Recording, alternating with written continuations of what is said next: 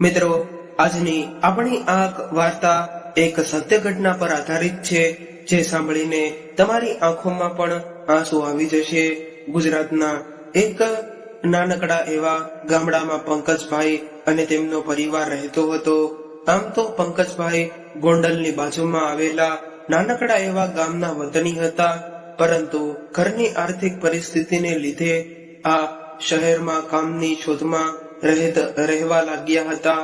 અને પંકજભાઈ ઉંમરમાં તો હજી યુવાન જ હતા, પરંતુ ઘરની ગરીબી અને પરિવારની લાચારીને એમના શોખ અને ઈચ્છાઓની બલિ ચડાવી દીધી હતી.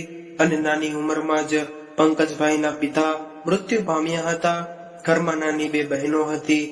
પિતાના અવસાનના લીધે બધી જવાબદારી પંકજભાઈના ખભા પર આવી ગઈ હતી. 30 વર્ષ પહેલાની વાત છે, જ્યારે નાનપણથી જ પંકજભાઈ મહેનતુ અને ઈમાનદાર હતા. પોતાના જ ગામમાં રહી દાળીઓ કરીને ઘરનું ગુજરાન ચલાવી પિતાની જવાબદારીઓને પૂરી કરતા હતા. પંકજભાઈ અને તેમના માતા બીજાને ત્યાં કાળી મજૂરી કરી અને પોતાની ઘરની આર્થિક પરિસ્થિતિ સુધારવા સતત કામ કરતા હતા. બંને મા દીકરાએ એક દિવસ રાત એક કરી દીધા અને ઘરમાં રહેલી બે બહેનોના લગ્ન કરાવ્યા. બંને બહેનો રાજી ખુશીથી પોતાના સાસરે ચાલી ગઈ. હવે ઘરમાં પંકજભાઈ ફક્ત અને તેમના માતા બંને રહેતા હતા. પંકજભાઈના માતાને ટીબીની બીમારી હતી. હવે તેમની તબિયત વારે વારે બગડતી જતી હતી. માતાની ચિંતામાં રહેતા પંકજભાઈ એમને સાજા કરવા નવા ઉપચારો અને ડોક્ટરોની સલાહ લઈ નાના મોટા બધા જ કામ કરી લેતા. અથાગ પ્રયત્ન કરવા છતાં પણ એ પોતાની માતાને બચાવી ન શક્યા. હવે પંકજભાઈએ માતા પિતા બંનેની છત્રછાયા ગુમાવી દીધી હતી. એક દિવસ પંકજભાઈના મોટા શેઠ એમના ગામડે કામકાજ જોવા માટે આવ્યા હતા. પંકજભાઈને કામ કરતા જોઈને એમને લાગ્યું કે આ છોકરો ખૂબ જ મહેનતુ અને પ્રામાણિક છે. એમણે પંકજભાઈને પોતાની પાસે બોલાવ્યા અને કહ્યું, સાંભળ, તું મારા કારખાનામાં કામ કરીશ ત્યારે આ સારો પગાર તો તને મળી જશે. અને એક પ્રામાણિક માણસ પંકજભાઈ થોડી વાર તો વિચારમાં પડી ગયા, કારણ કે પોતા વર્ષોથી રહેતા આ ગામને છોડીને જવામાં એમને કંઈ પણ રુચિ હતી નહીં. પરંતુ હવે આ ગામમાં રહેવાનો પણ કોઈ ફાયદો હતો નહીં. એટલે અંતે પંકજભાઈએ મોટા શેઠ સાથે શહેરમાં જઈ અને એમના કારખાનામાં જ નોકરી કરવાનું નક્કી કર્યું. પંકજભાઈ એમનું ગામ અને એમના માતા પિતાએ બનાવેલું ઘર છોડીને શહેર જવા માટે નીકળી ગયા. રસ્તામાં એમને હજુ પિતાના પરસેવાના બનાવેલા એ ઘરની યાદ આવતી હતી, પરંતુ હવે એ ઘરમાં એકલતા એમને ખાઈ રહી હતી. પંકજભાઈએ શહેરમાં આવીને નવી જગ્યાએ નવું કામ શરૂ કર્યું. દિવસો વીતતા ગયા અને એમના શેઠ પંકજભાઈને ખૂબ જ સારી રીતે રાખતા હતા. એક દિવસ પંકજભાઈના શેઠે પંકજભાઈના લગ્ન એક ઇન્દુ નામની યુવતી સાથે કરાવ્યા. હવે તો બંને પતિ પત્ની એકબીજાને સહકાર આપી અને આગળ વધવા માટે પ્રયત્નો કરતા હતા. સમયનું ચક્ર ક્યારે કેવું ફરે છે કોને ખબર છે. પંકજભાઈની આ મહેનત એક દિવસ રંગ લાવી.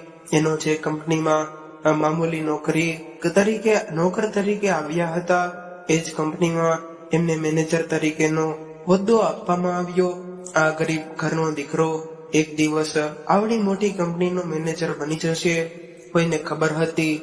બંને બહેનો પણ ભાઈની આ પ્રગતિ જોઈને અત્યંત ખુશ હતી. એક સમયે રોજ મજૂરી પર જતા પંકજભાઈ આજે એક મોટી કંપનીના મેનેજર થઈ ગયા. સમયને બદલતા વાર નથી લાગતી. લગ્નના 5 વર્ષ થયા અને પંકજભાઈના ઘરે પારણું બંધાયું. એમના ઘરે લક્ષ્મી પધાર્યા. પંકજભાઈની દીકરી હિરલ જાણે એમના માટે કુબેરનો ભંડાર લઈને આવી હોય એવી રીતે પંકજભાઈની પ્રગતિને ઘણી બધી દોડ મૂકી દીધી. હવે બંને ત્યાં મેનેજરની નોકરી કરતા. પંકજભાઈ આજે હિરલ ઇન્ડસ્ટ્રી તરીકે એક કંપનીના માલિક હતા. એમની લાડકી દીકરી હિરલ ભણવામાં ખૂબ જ હોશિયાર અને સ્વભાવે ચુલબુલી હતી. હિરલ પંકજભાઈની એટલી લાડકી હતી કે પંકજભાઈના પત્ની અવસાન અવારનવાર કહેતા કે હિરલના પપ્પા, તમે તમારા લાડથી હિરલને ખૂબ જ બગાડી નાખી છે, પરંતુ જ્યારે તમારી આ કાળજા જેવી દીકરી સાસરે જશે તે ત્યારે તમારે જીવ નીકાળી ગયો હોય એવું તમને લાગશે. આ સાંભળી પંકજભાઈ કહેતા કે દીકરી તો પારકું ધન છે, પરંતુ હું મારી દીકરીને મારાથી દૂર ક્યારેય નહીં જવા દઉં. સામે હિરલ પણ બસ પિતાની જ એની દુનિયા શરૂ થઈ અને પિતાથી જ પૂરી. અને થોડો સમય ગયો અને હિરલ યુવાન થઈ. ઉંમરની સાથે પંકજભાઈ તેમના પત્ની ઇન્દુબેન હિરલ માટે કોઈ યોગ્ય યુવકની પસંદગી માટે શોધખોળ શરૂ કરી.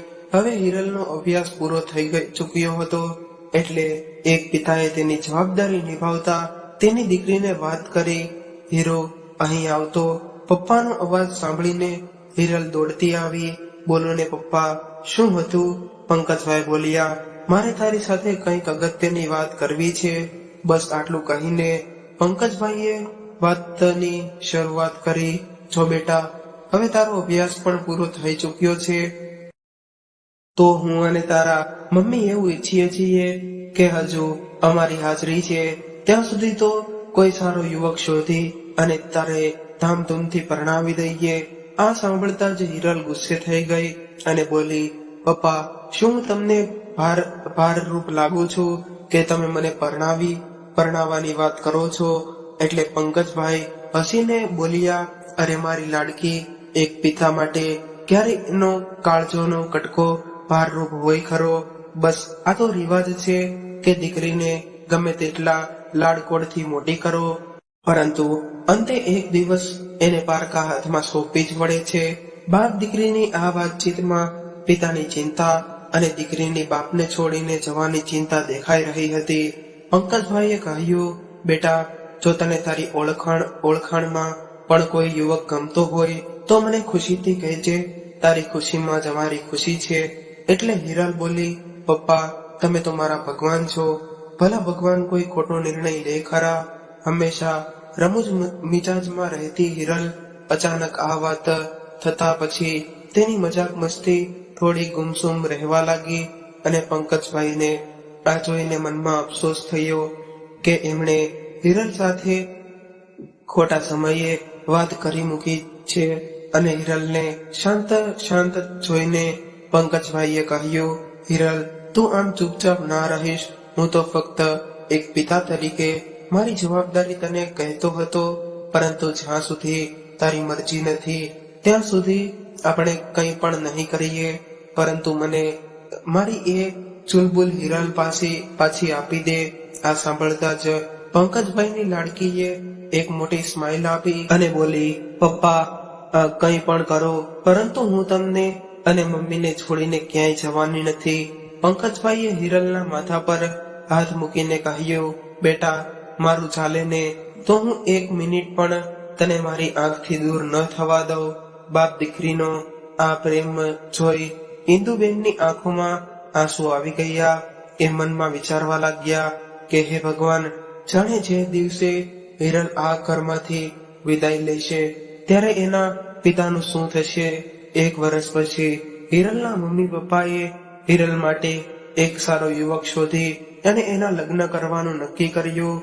હવે હિરલના આ કડવી વાસ્તવિકતાથી વાકેફ હતી કે એક દિવસ તો એના મમ્મી પપ્પાને છોડી એને કોઈ બીજાના ઘરે જવું જ પડશે. હિરલ માટે પંકજભાઈએ જે યુવકને પસંદ કર્યો હતો તે ખૂબ જ રૂપિયાવાળા કુટુંબનો દીકરો હતો. આ યુવક કેનેડામાં કોઈ સારી કંપનીમાં નોકરી કરી રહ્યો હતો. એક મા બાપ હંમેશા એવી પ્રાર્થના કરતા હોય છે કે તેમની દીકરીને શ્રેષ્ઠ જિંદગી અને શ્રેષ્ઠ જીવનસાથી મળે, અને હિરલનો સંબંધ જે પરિવારમાં કરવામાં આવ્યો હતો એ પરિવાર સ્વભાવે થોડો આકરો અને અહંકારી હતો. પંકજભાઈને જ્યારે આ વાતની જાણ થઈ ત્યારે થોડું મોડું થઈ ગયું હતું, કેમ કે હવે એમની લાડકીને આ યુવક ખૂબ જ પસંદ કરતો હતો. એટલા માટે દીકરીની ખુશી માટે થઈને એક પિતાએ આ બધું સહન કરી હિરલના લગ્ન પિયુષ સાથે કરવાનું નક્કી કરી લીધું. અને હિરલના લગ્ન લેવામાં આવ્યા અને હિરલના સાસરિયાવાળા લોકોએ પંકજભાઈ પાસે અમુક શરતો મૂકી. એમણે પંકજભાઈને કહ્યું, હિરલ, તમારી એકની એક દીકરી છે, એટલે તમારું જે કંઈ પણ છે એ બધું હિરલનું જ છે. પરંતુ જો તમારે તમારી દીકરીને મારા પિયુષ સાથે પરણાવવી હોય તો તમારી આ સંપત્તિ હિરલના નામે નહીં, પરંતુ મારા દીકરાના નામે કરાવી દેવી પડશે. પંકજભાઈ બોલ્યા, વેવાઈ, આ સંપત્તિ મેં મારી આખી જિંદગી ખર્ચીને ઊભી કરી છે, અને તમે તો મારી દીકરીના થનાર સસરા છો. મારા ઘરની દીકરી કાલે તમારા ઘરની વહુ બનશે. હું મરી જાઉં પછી સંપત્તિ હિરલ અને પિયુષની જ છે ને? પરંતુ અમે જીવીએ છીએ ત્યાં સુધી તો અમારે પણ સંપત્તિની જરૂર પડે ને? પિયુષના પપ્પા બોલ્યા કે બધું અમે નથી જાણતા, પરંતુ જો તમે તમારી દીકરીને પરણાવવા માંગતા હોય તો અમારી આ શરત માનવી પડશે. પંકજભાઈ મનમાં ને મનમાં વિચારવા લાગ્યા કે પોતે ખૂબ જ મહેનત કરીને આ સંપત્તિ ઊભી કરી છે અને પળવારમાં આ બધું બીજાને કેમ આપી દેવું? એક બાજુ પરસેવાથી ઊભી કરેલી આ સંપત્તિની સુગંધ અને બીજી બાજુ ખડખડાટ હસતી એમની લાડકીની ખુશીઓ. અંતે પંકજભાઈએ પોતાની દીકરી માટે વર્ષોથી ભેગી કરેલી એમની મૂડી એમના થનારા જમાઈના નામે કરવાનું નક્કી કર્યું. એમણે વિચાર્યું કે એમની પાસે જે કંઈ પણ છે એ એમની દીકરીની ખુશીઓથી ઉપર તો નથી ને. પંકજભાઈ એ સામેવાળાની શરતોને માની અને પોતાની દીકરીની ખુશીનો સોદો કર્યો હોય એવું લાગતું હતું. પરંતુ હિરલની ખુશી જોઈ એમને સંપત્તિ છોડ્યાનો કોઈ અફસોસ હતો નહીં. એમણે ઘરે આવીને એમના પત્નીને આ વાત કરી. આ વાત સાંભળતા જ ઇન્દુબેન ત્યાં જ બેસીને રડવા લાગ્યા. હિરલના પપ્પા, આ લોકો આટલા સદ્ધર હોવા છતાં પણ આટલા લાલચુ કેમ છે? શું આપણે આપણી હિરલને કોઈ ખોટા કર્મા તો નથી આપી રહ્યા ને? પંકજભાઈ બોલ્યા, અરે ના ના, આપણે હિરલને જે ઘરે આપીએ છીએ એ ઘર આપણા શહેરનું સૌથી સદ્ધર અને પ્રખ્યાત પરિવાર છે. હું સમજુ શકું છું કે એક માં છે, પરંતુ પોતાની દીકરીની ખુશી માટે આપણે શું એક નાનકડું એવું બલિદાન પણ ન આપી શકીએ? ઇન્દુબેનનું મન માનતું ન હતું, પરંતુ પંકજભાઈની વાતનું માન રાખીને એમણે પંકજભાઈને હિંમત આપી, કઈ વાંધો નહીં હિરલના પપ્પા, આપણી દીકરીની વિશેષ આ દુનિયામાં આપણા માટે બીજું કંઈ પણ નથી. આપણે ધામધૂમથી હિરલના લગ્ન કરીશું. લગ્નને બસ થોડો સમય બાકી હતો. હવે આ ઘરમાં હિરલના રહેવાનો સમય રેતીની જેમ સરકી જતો હતો અને પંકજભાઈ એક દિવસ પણ હિરલને છોડીને ક્યાંય જવાનું પસંદ નહોતા કરતા. આ બધી વાતથી અજાણ હિરલ પોતાને પિતાને પોતાના લગ્ન માટે બેચેન જોઈને પૂછતી, પપ્પા, કેમ તમે કંઈ બોલતા નથી? શું તમારા મનમાં કોઈ ચિંતા છે? કંઈ થયું છે? આમ તો પંકજભાઈ અને હિરલનો સંબંધ તો એવો હતો કે બાપ દીકરી એકબીજાને નાની મોટી બધી જ વાતો કહેતા હતા. પરંતુ આ વાત કહીને પંકજભાઈ હિરલને નિરાશ કરવા નહોતા માંગતા, અને સામે એમને એક પણ ડર હતો કે તેમની સ્વાભિમાની દીકરી આ વાત સાંભળતા જ સંબંધ તોડી નાખશે. થોડા દિવસો વીત્યા પછી એ દિવસની બધી જ વાતો કહેતા હતા, પરંતુ આ વાત કહીને પંકજભાઈ હિરલને નિરાશ નહોતા કરવા માંગતા, અને સામે એમને ડર પણ હતો કે તેમની સ્વાભિમાની દીકરી આ વાત સાંભળતા જ સંબંધ તોડી નાખશે.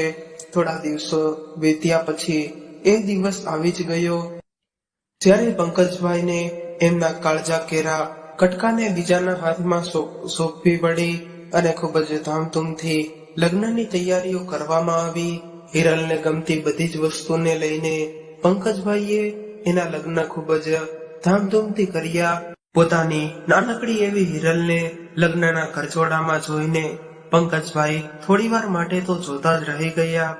એમની નજર સામે હજુ તો એ દ્રશ્ય ભૂલાય નહોતું જ્યારે પોતે કામ પરથી આવતા ત્યારે એમની લાડકી હિરલ દોડતી આવતી અને કહેતી, પપ્પા મારા માટે શું લાવ્યા છો? અને આજે એ જ દીકરી લગ્નના દિવસે પિતા સામે ચાલીને આવી રહી હતી. સમય તો ઘણો આગળ વધી ગયો હતો, પરંતુ માતા પિતા માટે એના સંતાન હંમેશા નાના જ રહે છે. પંકજભાઈ તરફ આવતા હિરલના એક પગલા હિરલના બાળપણથી લઈને અત્યાર સુધીની યાદગાર પળોની મીઠી યાદ અપાવતા હતા. આંખોમાં આંસુ અને મોઢા પર સ્મિત સાથે પંકજભાઈ હિરલની પાસે ગયા અને બોલ્યા, કેમ તે તો કીધું હતું ને કે પપ્પા હું તમને છોડીને ક્યાંય નહીં જાઉં, તો પણ આજે તારા પપ્પાને છોડીને જતી રહીશ. પોતાના પપ્પાની આ વાત સાંભળીને હિરલની આંખોમાં પણ આંસુ આવી ગયા અને તે પપ્પાને ભેટીને રડવા લાગી. પપ્પા તમારા જેટલું મારું ધ્યાન કોણ રાખશે? પંકજભાઈએ હિરલને હસતા મોઢે કહ્યું, અરે દીકરી, હવે તું તારી બધી જવાબદારી પિયુષના હાથમાં સોંપી રહ્યો છું અને મને ખાતરી છે કે એ તારું પૂરેપૂરું ધ્યાન રાખશે. બસ એટલું કહી બાપ દીકરીએ માંડવા તરફ પગ માંડ્યા અને હિરલના મનમાં અનેક પ્રશ્નોનું વાવાઝોડું ચાલી રહ્યું હતું, પરંતુ એના પપ્પા વધારે ઢીલા ન પડે એટલા માટે પોતે એના વર્તનમાં કંઈ દેખાવા માંગતી ન હતી. અને શહેરમાં રહેતા બધા વેપારીઓ અને સગા સંબંધીઓએ લગ્નમાં આવવાનું આમંત્રણ હતું. પોતાની આખી જિંદગી ખર્ચીને ઊભી કરેલી સંપત્તિમાંથી પંકજભાઈએ દીકરીના લગ્ન કરાવ્યા અને લગ્નની વિધિ સમાપ્ત થઈ.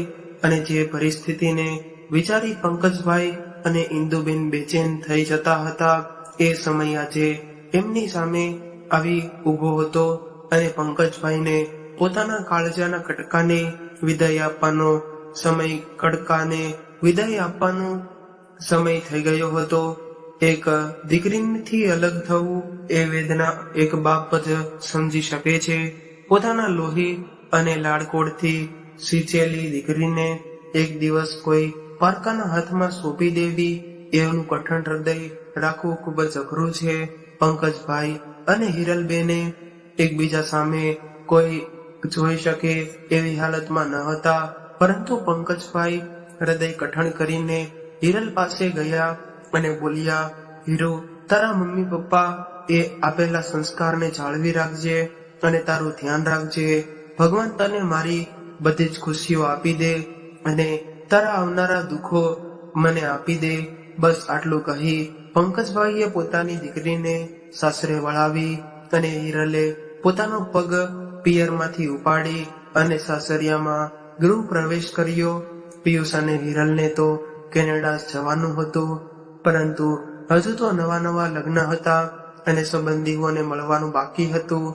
એટલા માટે આ નવ દંપતી 1 મહિનો પોતાના ઘરે રહી ત્યારબાદ કેનેડા જવા માટે નીકળવાના હતા.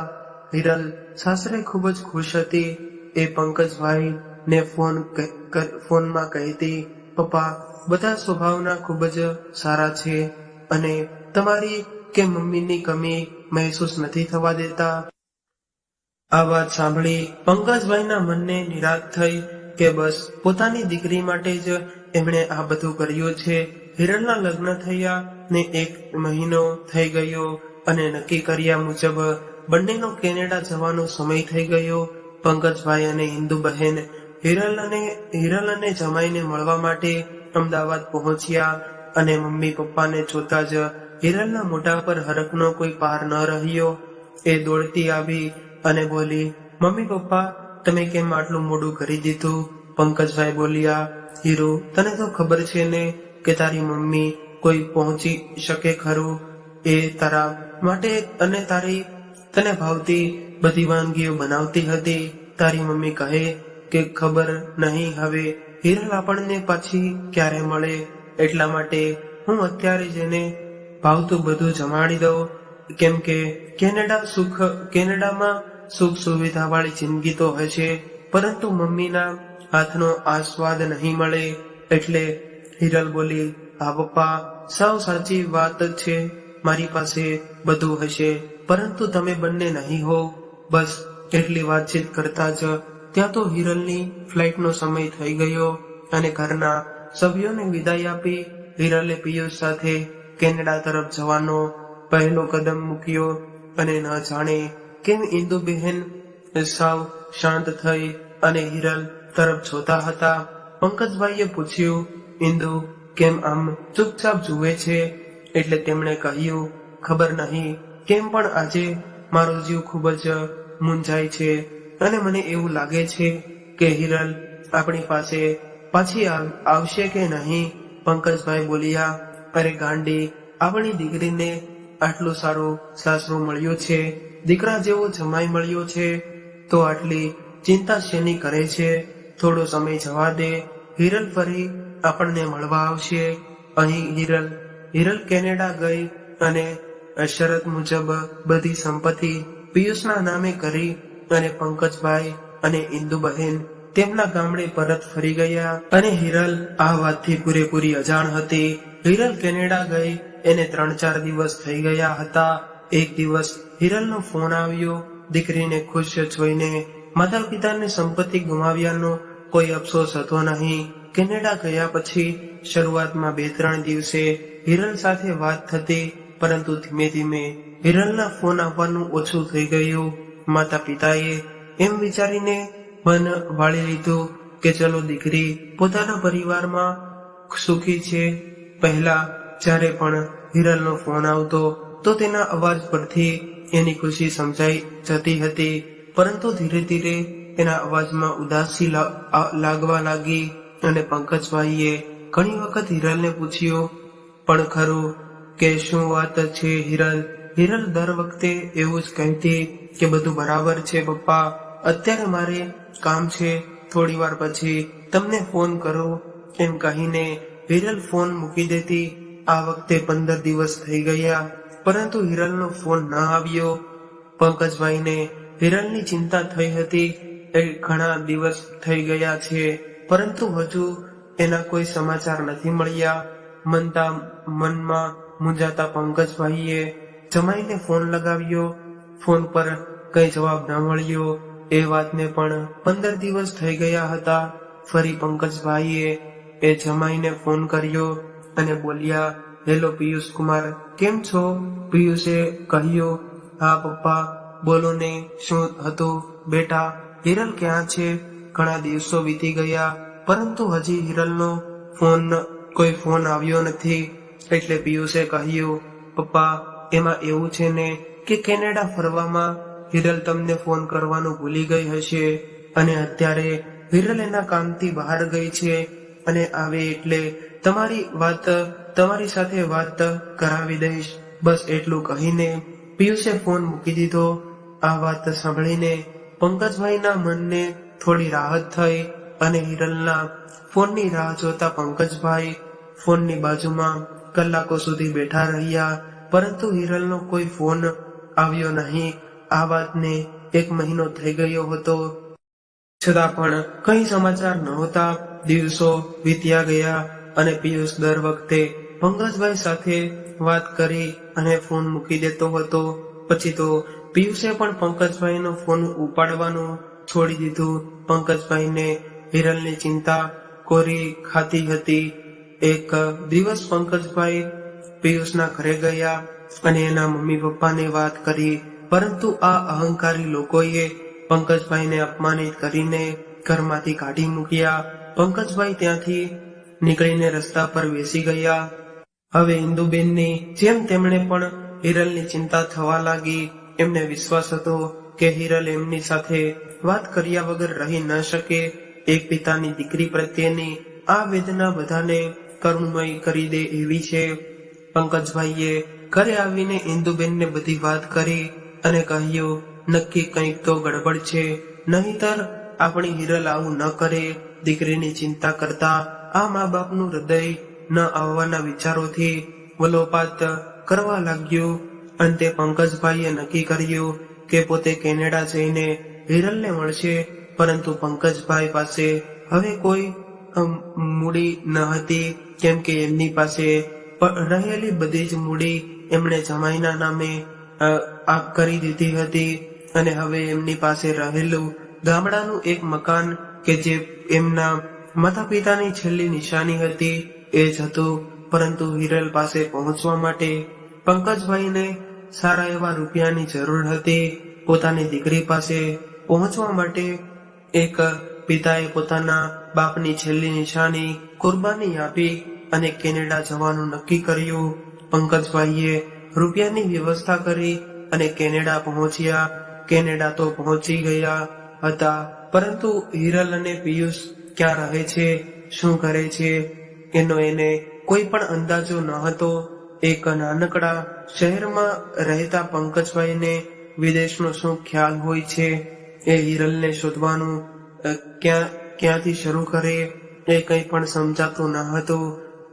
કેટલાકમાં પંકજભાઈની બાજુમાં એક ગુજરાતી યુવક આવીને ઉભો રહ્યો અને બોલ્યો, અંકલ, તમારે ક્યાં જવું છે? પહેલીવાર કેનેડા આવ્યા છો? પંકજભાઈએ આ યુવકને પોતાનું સમજીને બધી વાત કરી. યુવકે કહ્યું, અંકલ, કેનેડા તો ખૂબ જ મોટું છે, છતાં પણ હું તમને તમારી દીકરીને શોધવામાં મદદ કરીશ, પરંતુ તમારી પાસે કોઈ પણ પ્રકારનું સરનામું કે સ્થળનું નામ નથી કે આપણે હિરલ સુધી પહોંચી શકીએ. પંકજભાઈએ સામે પાસે કંઈ પણ માહિતી હતી નહીં, છતાં પણ એ હિરલને શોધવાના નિષ્ફળ પ્રયત્ન કરી રહ્યા હતા. અને પંકજભાઈ હંમેશા પોતાના પાકીટમાં લાડકીનો ફોટો રાખતા હતા. એક ફોટાના આધારે એમણે હિરલને શોધવાનું નક્કી કર્યું. હિરલની ચિંતાને પંકજભાઈને ગાંડાતુર કરી દીધા હતા. એમ તો પંકજભાઈને કંઈ પણ ખાસ અભ્યાસ ન હતો કર્યો, છતાં પણ તૂટેલી ફૂટેલી અંગ્રેજી બોલીને લોકોને સમજાવવાનો નિરર્થક પ્રયાસ કરી રહ્યા હતા. અને પંકજભાઈ પાગલોની જેમ પોતાની દીકરીનો ફોટો લઈને આસપાસ નીકળતા લોકોને પૂછી રહ્યા હતા, પરંતુ હિરલના કંઈ સમાચાર મળવા નહોતા. અંતે આ યુવકે કહ્યું કે અંકલ, આપણે આ ફોટોની મદદથી પોલીસની સહાય લઈએ અને તમારી દીકરીને શોધીએ. તો પંકજભાઈએ અને યુવકે આ બાબતે વાત કરતા હતા એટલી જ વારમાં એમની બાજુમાં સડસડાટ કરતી કેનેડાની પોલીસની ગાડી આવીને ઊભી રહી. આ બંને ભારતીયોને અને એમની આસપાસ એકઠી થયેલી ભીડ જોઈને પોલીસે પૂછપરછ ચાલુ કરી. અને પૂછપરછ દરમિયાન પોલીસને જાણવા મળ્યું કે એક બાપ પોતાની દીકરીને શોધવા માટે આટલે દૂર આવ્યો છે. પંકજભાઈનું આ દુઃખ જોઈને પોલીસવાળા પણ એમની મદદ કરવા માટે તૈયાર થઈ ગયા, પરંતુ પંકજભાઈ પાસે રહેતા હિરલના ફોટાના સહારે પોલીસે હિરલને શોધવાના પ્રયત્નો શરૂ કરી દીધા. અને ફોટા આપ્યા ને થોડા જ સમય થયો હતો કે એટલી જ વારમાં એક કેનેડામાંથી સ્થાયી થયેલા એક યુવકે જણાવ્યું કે પિયુષ જે હિરલનો પતિ છે એ આ યુવક સાથે જ નોકરી કરે છે અને આ યુવકને પિયુષનું ઘર પણ ખબર છે. આ માહિતી મળતા જ પોલીસે પંકજભાઈને જાણ કરી અને આ વાત સાંભળતા જ પંકજભાઈના જીવમાં જીવ આવ્યો અને એમણે પોલીસને વિનંતી કરી કે મને બને તેટલું જલ્દી એમની દીકરીને મળવા લઈ જાય. પંકજભાઈની આંખો બસ હિરલની એક ઝલક જોવા માટે આતુર હતી. પંકજભાઈ પોલીસની મદદથી પિયુષના ઘરે પહોંચી ગયા. બેલ વગાડી અને પંકજભાઈને બસ એટલી જ રાહ હતી કે મારી લાડકી દરવાજો ખોલશે અને એના વહાલા પપ્પાને ભેટી પડશે. દરવાજો ખુલતા જ પંકજભાઈની સામે નશામાં ધૂત પિયુષ ઉભો હતો. આ જોઈ પંકજભાઈની આંખો પહોળી થઈ ગઈ. વિદેશી લાઈફસ્ટાઈલમાં રહેલો પિયુષ પોતાની સંભાળી ન શકે એવી હાલતમાં પણ ન હતો. અને પંકજભાઈએ આખું ઘર ફંગોળી નાખ્યું, પરંતુ એમને ક્યાંય પણ હિરલ જોવા ન મળી. એમણે પિયુષને ઘણીવાર પૂછ્યું, મારી દીકરી ક્યાં છે, શું થયું છે એને? પિયુષ કંઈ પણ ભાનમાં હતો નહીં. છેવટે અથાગ પ્રયત્ન કરવા છતાં પણ હિરલનો કોઈ પતો ન મળ્યો. હારી ગયેલા આ પિતા તેને ત્યાં જ બેસી ચોધાર આંસુએ રડવા લાગ્યા. છેવટે ગમે તેમ કરીને પોતાની જાતને સાત્વતતા આપીને ભારે પગે પોતે લથડતિયા ખાતા ખાતા દીકરીના ઘરની બહાર એક બાકડા પર બેસી ગયા અને બાકડા પર બેસતાની સાથે જ સામે નજર પડી તો સામે એક સુંદર મજાનું દ્રશ્ય જોવા દરિયો હિલોળા લઈ રહ્યો હતો. એમાં હિરલનું બાળપણ એમની આંખો સામે ફરી રહ્યું હતું અને આંખમાંથી બોર જેવડા આંસુ જમીન પર પડી રહ્યા હતા. આ કરુણ દ્રશ્ય બાજુમાં ઉભા એક વૃદ્ધ મહિલા જોઈ રહ્યા હતા. આ મહિલાને એટલું તો જરૂરથી સમજાઈ ગયું હતું કે નક્કી આ હિરલના પપ્પા જ છે. એ વિદેશી મહિલાને એક અજાણી ભાષામાં લખેલો પત્ર પંકજભાઈના હાથોમાં સોંપ્યો. આ પત્ર ગુજરાતી ભાષામાં લખાયેલો હતો. તે એ વૃદ્ધ મહિલાને સમજાયું નહીં, પરંતુ પંકજભાઈ બરોબર રીતે એ અક્ષરને ઓળખતા હતા. એ અક્ષરો તો તેમના કાળજાના કટકા સમાન દીકરી હિરલના હતા. ખસડાયેલા તેમજ ધ્રુજી રહેલા હાથમાં એ પત્ર જાણે પંકજભાઈને કંઈક કહી રહ્યો હતો. પંકજભાઈએ પત્ર વાંચવાનું શરૂ કર્યું. પપ્પા, મને નથી ખબર કે આ પત્ર તમારા સુધી પહોંચશે કે નહીં, પરંતુ મેં તમારા આપેલા સંસ્કારોને જાળવી રાખવા મારાથી બનતી બધી કોશિશ કરી, પરંતુ અંતે આ બધું સહન કરીને હું થાકી ગઈ છું. મારું આ દુઃખ હું તમને કહીને વધારે દુઃખી કરવા નહોતી માંગતી. તમારી આંખોમાં સેવેલા એ સપના કે તમારી હીરો વિદેશમાં જઈ અને સુખ સમૃદ્ધિની જિંદગી જીવશે, આ સપના બસ સપના જ રહી ગયા. પિયુષ અને હું કેનેડા તો આવી ગયા, પરંતુ અહીં આવીને મને ખબર પડી કે આ લોકોએ તો આપણી સાથે બસ કપટ કર્યું છે. અને પિયુષને નશાની ખૂબ જ ખરાબ આદત હતી અને નશામાં ધૂત પિયુષ મારા પર ન કરવાના અત્યાચાર કરતો હતો, પરંતુ તમારી માન મર્યાદાને જાળવી રાખવા મેં બધું સહન કરવાનું રાખ્યું. છતાં પણ દિવસે ને દિવસે પિયુષનો ત્રાસ વધતો ગયો. અંતે મારી પાસે કોઈ રસ્તો બચ્યો ન હતો, એટલે કોઈને પણ તકલીફ આપ્યા વગર હું મારું જીવન ટૂંકાવું છું. અને મને ખબર છે કે તમે મને મમ્મી આ વાત સાંભળીને ભાંગી પડશો, પરંતુ પોતાના હૃદય પર પથ્થર રાખી મારો આ પત્ર વાંચજો. ખબર નહીં કેમ મા બાપ એની લાડકી માટે સુખી અને સમૃદ્ધ પરિવારની ઈચ્છા પૂરી કરવા વિદેશમાં સ્થાયી થયેલા યુવકને વધારે મહત્વ આપે છે, પરંતુ એ આ વાતથી સાવ અજાણ હોય છે કે બહારથી દેખાતા આ સુખ સાહેબીના પ્રકાશ આગળ ઘણી વખત અંધારું જ હોય છે. ભગવાન જાણે આ સુખ સુવિધાની લાચાર અમારા જેવી કેટલી દીકરીઓને ખાઈ ગઈ હશે. અંતે બસ એટલું જ કહીશ કે તમે તમારી જિંદગીથી લગાવી દીધી મારા શોખ પૂરા કરવામાં, અને મને એ વાતનો કોઈ અફસોસ નથી. તમે દુનિયાના બેસ્ટ પપ્પા છો અને મને માફ કરજો. તમારું ધ્યાન રાખજો. લી, તમારી હીરો. બસ આટલું વાંચતા જ પંકજભાઈના હાથ જાણે બરફ બની ગયા હોય એમ કઠણ થઈ ગયા હતા. થોડી વાર માટે તો એમને કંઈ પણ સમજાયું નહીં કે આ શું થઈ ગયું. દીકરીને ગુમાવ્યાનો આઘાત પંકજભાઈ સહન ન કરી શક્યા. પંકજભાઈ રડવા લાગ્યા અને બાંગડા પર બેઠા જ પડી ભાંગ્યા. અને દીકરીની આવી અણધારી વિદાય જોઈને પંકજભાઈ પોતાને સંભાળી ન શક્યા. દીકરીની ખુશી માટે કરેલા બધા ત્યાગના બદલે એમને એમની દીકરીને ખોવી પડી, અને દીકરીને સર્વશ્રેષ્ઠ સાસરું આપવાની લાલચમાં પંકજભાઈએ એ વારસાત ભૂલી ગયા કે કપટી માણસ કોઈ દિવસ સારો સગો હોતો નથી. અને આ વાત એમને પોતાની દીકરીનો જીવ આપીને સમજાણી. આ આઘાત તેમના માટે એટલો અસહ્ય હતો કે તેમને ત્યાં બેઠા હૃદયનો હુમલો આવી ગયો.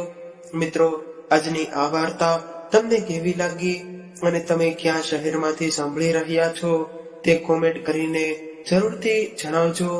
અને જો વાર્તા ગમી હોય તો લાઈક કરીને વધુમાં વધુ શેર કરજો. અને આવી જ અવનવી વાર્તા સાંભળવા માટે ચેનલને જરૂરથી સબસ્ક્રાઇબ કરજો.